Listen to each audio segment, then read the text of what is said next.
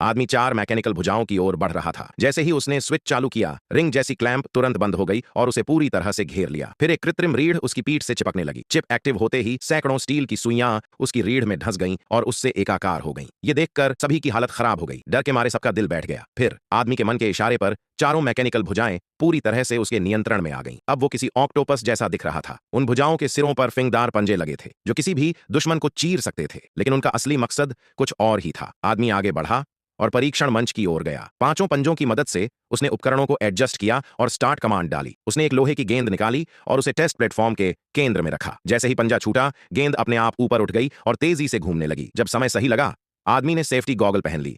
उसके एक और कमांड पर डिवाइस से लेजर बीम्स निकलने लगी। लेजर की गर्मी में गेंद में फिशन शुरू हो गया। सब लोग आश्चर्य और डर के साथ देख रहे थे।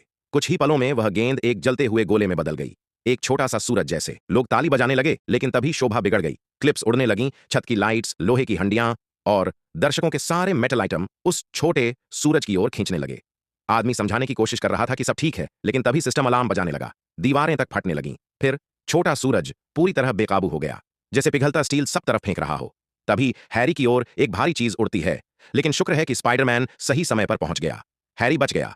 स्पाइडरमैन सबसे ऊपर चढ़ गया और बिजली का कनेक्शन निकालने की कोशिश की, लेकिन आदमी ने उसे रोक दिया क्योंकि वो हार नहीं मानना चाहता था। छोटा सूरज फिर से बेकाबू हुआ और खिड़की के फ्रेम तक टूटने लगे। कांच बिखर गया।